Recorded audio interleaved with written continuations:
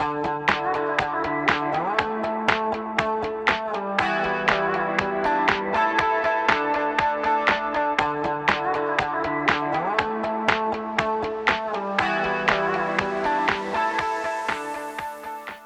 everybody, welcome back to Spare Thoughts. This is episode 9, and today we have our amazing guest speaker, EmiLee Hartman, who is also my BFF and the maid of honor in my wedding coming up.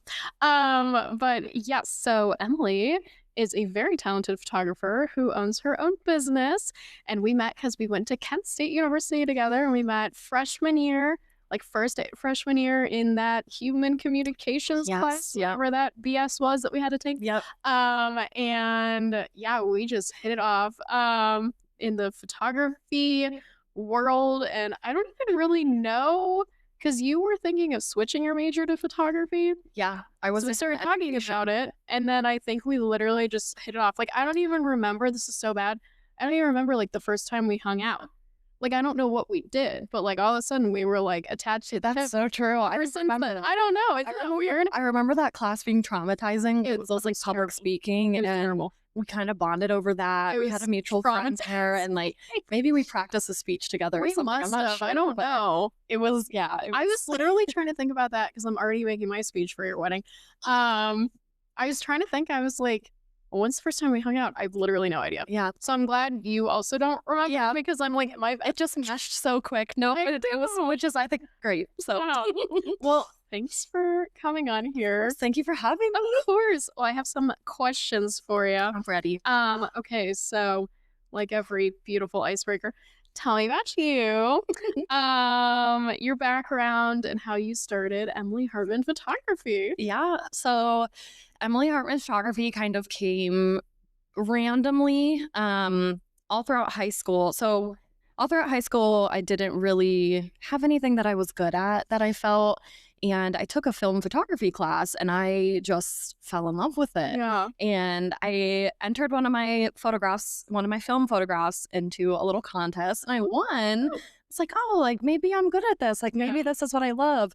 So my senior year, I joined yearbook. And it was a lot of photographing for sports, senior photos, just a lot of fun moments that happened, capturing memories all through high school, which was great. And I just kind of fell in love with the reactions that people would give me, like, oh, you caught this moment, or my brother played football, so I did a lot of football photos. And, if they'd make a touchdown, I would get that photo and they would just be so excited. And that just gave me this excitement towards photography.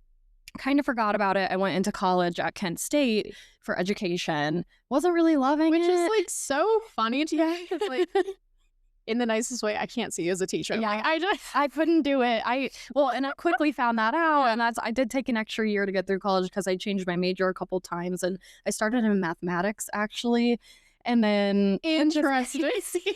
I loved math in high school, but then I switched to art education. I was getting a little closer. I've always been on the more creative side. And I just, education wasn't doing it for me. And then I explored photojournalism. I still wasn't loving it. Yeah. That's a more hands-off approach.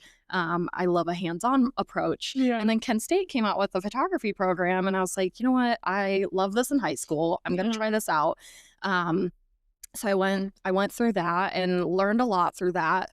Lots of challenges, lots of ups and downs, as you know. And we went, there together. So, of course, we bonded over that. But yeah, we sure did. But yeah, it wasn't a whole lot of lifestyle stuff. We did work with some models, but I think throughout that I learned, we were in the studio so much working with like props instead of people. And I was like, I want more people. So a wedding kind of fell into my lap, and we shot my first wedding together. That was crazy. I know. Yes. But after that, it was like such a adrenaline rush. I loved it. So it was fun. Yeah, I kind of started exploring that through college. That was a couple years before we graduated. And then we graduated. I graduated a year after COVID happened. So everyone was rescheduling their weddings. Yes. And there was a huge influx of them. And I kind of just jumped in at that point. And I feel like it was a great time to do that. Took a leap, didn't apply for any jobs out of college. And I'm so grateful that it worked. And like I said, after that first wedding, I think the opportunities kept coming, and I'm so grateful. But yeah, like I said, I went to Kent State. I've lived in Ohio my whole life, and I'm a Northeast Ohio local, and that's it. I have a lovely little dog. Smooth. She's amazing. She is perfect. Yeah, but there's not too. That's kind of it. Nice. I love it. So going into owning your own business, I know you just talked about obviously how you got there, the adrenaline rush, all that, but what do you feel like is the most rewarding part of owning your own business? So not necessarily what your business does, but like just owning your own business in general. What's been so rewarding? I thought about this question a lot. I really want to say that I can make my own schedule. Yes. But I will say, But you can't. no, No. it's like a 25/8 type of thing. It rules you. Yeah, it does. It does. But going off of that, no matter how busy I am, or, there's on seasons and off seasons, honestly, the people, I think, just Totally. the vendors I've made friends with and met and gotten to work with that I maybe never would have worked with otherwise. Yeah. The couples that I meet and their friends, and just all, the places it's taken me. I've gotten to go to Utah, Chicago, just, out of Ohio, out of our little fun state. Yeah. So I think that's been the most rewarding, just the people. I think that fuels me so much. Yeah. No, I think in any job, whether it's your own business or, you're working for somebody else, you're in more of like a corporate setting, I think the people, whether it's your coworkers, your clients, whatever, like truly make it worth it. I mean, but you also kind of have to be a people person, because there's some people who are like, I don't want to talk to anybody. I just want to sit at my computer, do my work, go home. And that's fine. But I think if you are more of like a people person, that makes or breaks it for you. 100%. That fuels it for sure. Of course, I go home tired, but you still get to meet a bunch of people and talk to someone on one of the most special days of their life, which is so exciting. So it's so fun.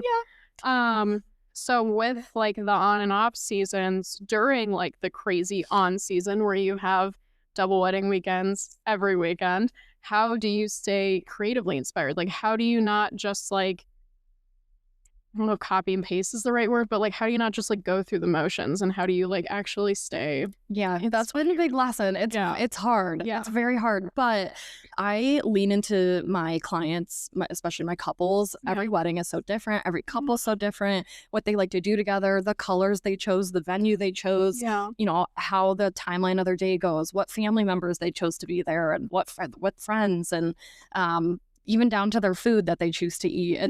That's where the creativity comes, I think, because everything's so different. So it doesn't feel like every weekend is the same. And, even down to, like I said, the DJ music and all of that. It's a different experience every time. Yes. Yeah. And also lots of friend time, lots of family time, lots of time with my dog, lots of naps. Yes. I think I take a lot of inspiration from other photographers too. It's hard not to compare, but I think, there's a good fine line of being inspired as well. Just to be like, I saw a shot, I really want to do that. The couple's excited about it, and you just get excited every time. Yeah. I actually just found the hairstyle that I want to do for my wedding from EmiLee. What is her last name? It's EmiLee Rose Photos, but what's her last name? Jackson? Jackson. Yes. Oh my gosh. Yes. Sorry, EmiLee Jackson. I was blanking on your last name. I was blanking on your married last name. But no, she just posted this beautiful photo from an engagement session, and the girl had like this perfect French twist updo with some pieces out, and I literally screenshotted it, and I was like, this is what I want my wedding hair to look like. So no, even just stuff like that, it's like, oh yeah, and it's so nice. It's so easy to dream something up, but if you see it done already and you visualize it, it's and like you can put your own twist on it too, because not everybody shoots the same art. It's the same. Exactly. Yeah, and that's kind of the same thing.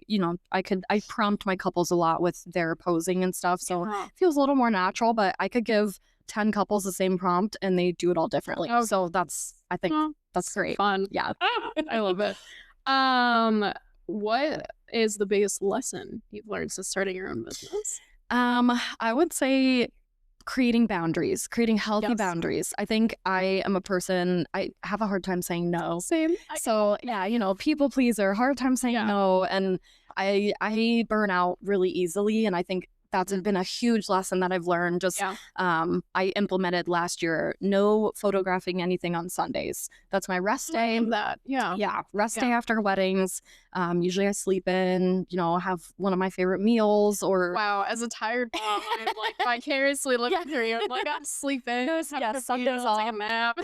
Well, it's hard because a lot of people are free on Sundays for shoots. I'm like, I'm so sorry. I'm so tired. No, but you have to do that for your sanity because then you're not going to do anything. And then everybody's exactly. And fall time comes around, especially in Ohio. It's beautiful, and you just got to create a boundary of not overdoing it because I want to be able to give all my clients 100% every time, and it wouldn't be fair to burn myself out every time. So definitely boundaries. Also hiring a tax pro. I was going to say taxes. I feel like is a huge curveball lesson owning your own business. Well, I think there's the fun part of it is shooting and editing and talking to clients, but there is a back end, and having someone to help you with that is terrible. Taxes are rough. Scary.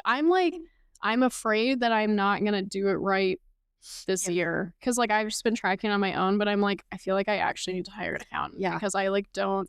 Well, it is it is nice. It's just keeping things separate, business, personal, making sure things are organized, and that makes sense. Tell me about some of your goals for 2026, whether it be personal, business, whatever. I think going off of everything I learned last year with boundaries and stuff, I think just more self-care. My friends fill my cup so much, so more friend time. A lot of my friends are going through these great seasons of life, and I want to be there for them. I photograph lots of seasons of life, but I want to be there for them too. You want to be in the photo. I do. Exactly. So that's a big personal goal. I want to go on more hikes. I want to spend more time outside at the computer a lot, and I think it takes a toll, just mentally, physically. So I want to enjoy the warm air more, not so much the cold. But business wise, I just want to keep pouring into couples, and I love attracting down to earth couples that just want to have a wonderful day and making their experience really fun and worth it, and they plan one of the best days of their life. But more naps too. More naps. Retweet. Yes. Okay, so I have a question that's not on here. Well, I just thought of one and now it just left. Okay, wait. We were talking about goals. We were talking about self-care. Yes. Okay, question that's not on my sheet. What do you want to do long term? Because good question. As a former wedding photographer, it's taxing in so many ways. It is. And I feel it would be very hard to do up until a true retirement age that everybody thinks that we need in this country. So what do you want to do long term? Do you want to do weddings long term? Do you want to do something else? What do you want to do? I love weddings, and I always talk about if I got out of photography, I think I would be a great coordinator. I have a loud voice. You're very planning. Yes, I love planning. I help a lot of my couples anyway with timelines and stuff. Just having a smooth day, making sure they need to be where they need to be, and the aunt knows where she needs to go, and I can answer any questions. And the grandparent with the iPad standing in the middle of the aisle gets out the way. Hey, please. So I think I would love to stay in weddings as long as possible, but I do agree. I mean, just photographing is taxing, I think. Mentally, physically, it can be a lot of pressure. But good, good pressure. But and then I think honestly, I have this silly little dream. I want to work in a nursing home so bad. I want to be an events coordinator. Interesting. I think it would be so fun. I love that for you. I love animals, so just volunteering with animals, or my dad was a dog trainer growing up. I would love to do dog training. Something I want to have animals in my life for the rest of my life. So something with animals too would be great. So I'm not quite sure about that. I think it's going to be as it comes. But you got time. I would love to stay in events and weddings and all that good stuff. That's where your expertise is. Just run with it. So, Hey. Okay, well, thanks for answering my not on the sheet question. Of course. Okay, last question I have for you. Tell us a little known fact about yourself that you'd like to share with others.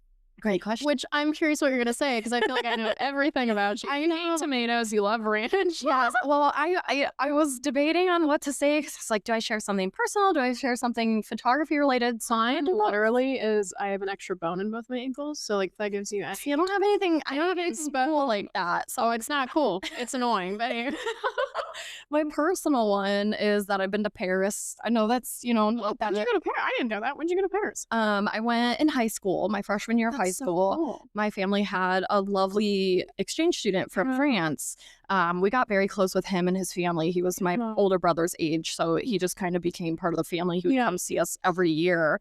And his grandmother actually helped out with the program for exchange students. And she said, do you want to come to Paris? Do you want to come to France? You're like, Just hang out with the family. hop on a plane real fast. Yeah, so I was terrified. Yeah. But I did it, and it taught me a lot, and it was a cool experience. I think I would want to go back. I think I was so young, and I still had braces on. I mean, I was like, where am I? And I don't speak this language, and but yeah, that personally, I think that's like the coolest thing I can think of. That's so cool.